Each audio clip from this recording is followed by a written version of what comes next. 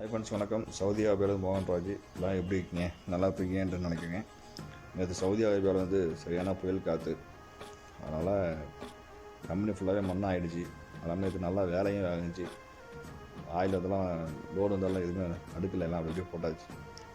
சரி, இன்றைக்கி ரம்ஜான் மாதம் நமக்கு பணி வந்து எப்பயுமே மதியத்துக்கு மேலே தான். மதியம் 2:30 மணிலேருந்து நைட்டு 2:30 மணிக்கும் வேலை இருக்கும்.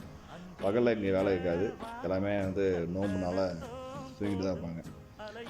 சரி, நமக்கு இந்த டைமில் நம்ம பகலில் கிளீன் பண்ணிடலாமே அப்படின்னு நினச்சிட்டு கிளீன் பண்ண ஆரம்பித்தோம். எப்பயுமே மத்தியில் கிளீன் பண்ணுறது தான்.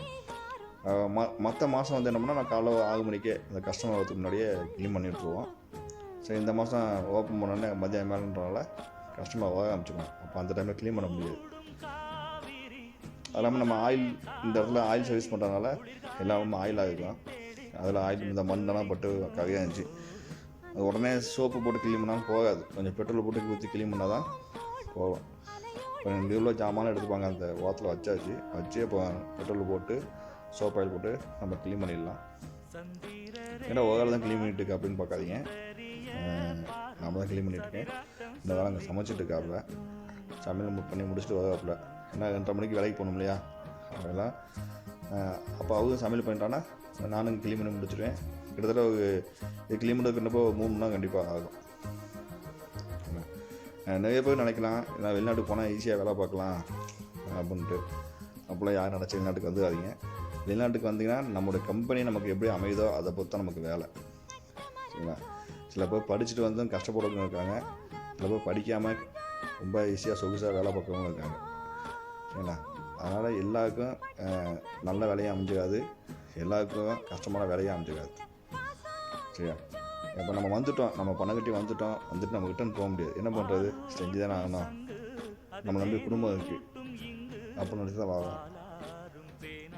நிறைய பேர் சொல்லலாம், அவனுக்கு என்ன வெளிநாட்டில் வேலை பார்த்துட்டு இருக்கான், அவனுக்கு என்ன அப்படின்னு நினைக்கலாம். இன்னும் நீ நினைக்க தானே செய்யுதான். ஆனால் வெளிநாட்டில் வேலை பார்த்தாலும் நாங்கள் பட்ட கஷ்டம் எங்களுக்கு தான் தெரியும். இங்கே வந்து ஒரு நாள் போய் நான் கிடையாது. எதுவாக இருந்தாலும் ஒரு சின்ன வீடியோ கால்லேயே நாங்கள் பேசி முடிச்சிருப்போம். ஆனால் பக்கத்தில் இருக்க முடியல. அந்த ஃபீலிங்ஸ்லாம் ரொம்ப முடியல. ஏன்னா 2 வருஷத்துக்கு இருக்கும்போது கஷ்டமாக இருக்கும். குழந்தைங்கிட்ட பேச முடியதில்லை, பொண்டாட்டிகிட்ட பேச முடியதில்லை, அம்மாட்ட பேச முடியல. என்ன தான் நம்ம ஃபோனில் பேசினாலும் பக்கத்தில் இருக்கமா இல்லை இல்லையா? அதே போல் எங்களுக்கும் இங்கே வந்து உடம்பு சரியில்லை, ஒரு காய்ச்சல் தலைவலின்னா கூட ஒரு டீ தண்ணி வச்சு கொடுக்க கூட ஆள் கிடையாது. நாங்கள் மாற்றி நாங்கள் பண்ணிக்கிட்டால் தான். ஒரு நல்ல சாப்பாடு சாப்பிட்ணுன்னா கூட இங்கெல்லாம் ஹோட்டலில் எங்கேயோ ஒரு டைம் தான் இருக்கும். நம்ம இந்தியன் ஹோட்டலு அப்படின்னு பார்த்தா எங்கேயோ இடத்துல இருக்கும். அதுலேயும் நல்ல சாப்பாடு கிடைக்குமான்னு பார்த்தீங்கன்னா கிடைக்காது. ஏதோ கிடைக்கும், சாப்பிட்லாம், அவ்வளோதான். வயிற்று பசி சாப்பிட்லாம். நம்ம ருச்சிக்காக சாப்பிடணுன்ற ஹோட்டலும் கிடைக்காது. இப்போ இதெல்லாம் நம்ம வந்து நினச்சி தான் இங்கே என்ன பண்ணுறாங்க, வேலை பார்த்துட்டு இருக்கோம். இல்லை, அதனால் வெளிநாட்டுக்கு வரக்கூடிய ஆட்கள் இப்படி தான் இருக்கும் அப்படின்னு நினச்சிட்டு யாரும் அங்கே வந்து வேண்டாம்.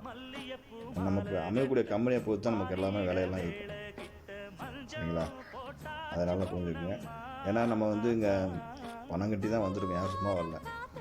நானே இப்போ 5 வருஷம் ஆச்சு. 5 வருஷமாக இந்த கம்பெனியில் தான் வேலை பார்த்துட்ருக்கேன். சரியா?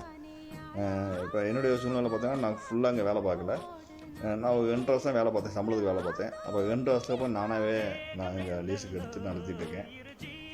ஆனால் அப்படியே போயிட்டுருக்கு. சரிங்களா? அதனால் நம்ம வந்து கஷ்டப்படணும். நம்ம கஷ்டப்பட்டு நம்மளுடைய உழைப்பை போடுறது தான் நம்முடைய வளர்ச்சியும் இருக்குது அப்படின்னு சொல்லலாம். அதனால் வெளிநாட்டுக்கு வரக்கூடிய ஆட்கள் எந்த வேலையாக தானே செய்யணுன்ற மாதிரி தான் இருக்கும். அதெல்லாம் தவிர்த்துட்டு வேலை பாருங்க, சந்தோஷமாக வேலை பாருங்க. வெளிநாட்டுடைய சூழ்நிலையும் புரிஞ்சுக்குங்க. ஒவ்வொரு கம்பெனியை க்ளீன் பண்ணி முடிச்சாச்சு. முழு கம்பெனி எப்படி இருக்குன்றதை நான் தனி வீடியோ நான் போடுறேன். எல்லாம் பார்த்துட்டு மறக்காமல் லைக் பண்ணுங்கள், ஷேர் பண்ணுங்கள், சப்ஸ்கிரைப் பண்ணிவிடுங்க. நம்ம மீண்டும் அடுத்த வீடியோவில் நம்ம சந்திக்கலாம். ஓகே, தேங்க்ஸ் ஃபார் வாட்சிங்.